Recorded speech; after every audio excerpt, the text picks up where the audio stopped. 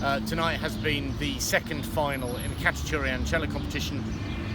We heard from Chae-Won, who is also known as Stephanie. Her friends decided to call her Stephanie in California, I learned today in an interview. And we also heard from Jonathan Swensen. They both played the same work, Khachaturian's Cello Rhapsody Concerto, or Cello Concerto Rhapsody. Chae-Won was very lyrical. She is a very lyrical player. She is a very determined player as well. And in those lyrical sections in the work, she really flew. She really sang. She really pulled out the emotion from it.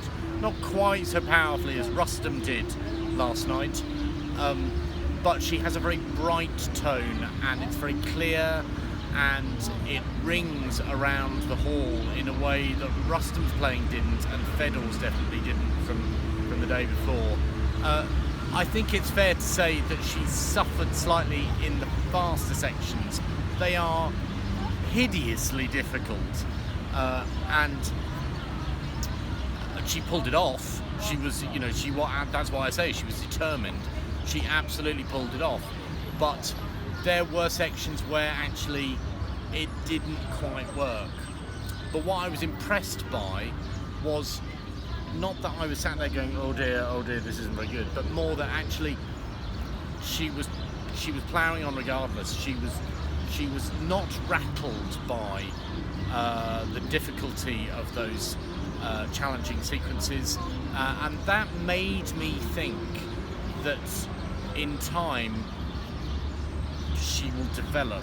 I don't really know what that's based on, that assessment, but I didn't watch her and think, oh dear God, this is the end of the line. I watched her and thought, we will see you again at some point.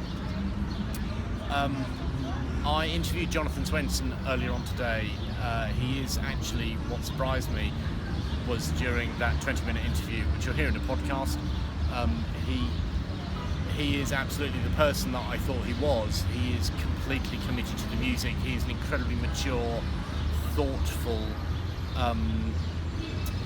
energetic individual, and by that I don't mean he's running around all the place, but he thinks very carefully before he speaks. He's a very considered individual. His playing of the Concerto Rhapsody was absolutely stunning. I mean, absolutely stunning. He attacked it with a sort of with a hunger that was electrifying. There's a number of mixed metaphors there, but it was, I have to say, a completely different work in his hands, and it had, as a whole, it had shape. There was a story, there was intent.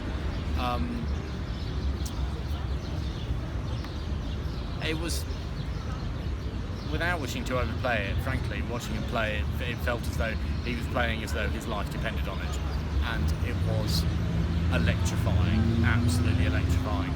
So much so that when he finished, there was a big roar from the audience. Bear in mind, it's a small audience because this is not the public concert, or at least it's not the ticketed concert.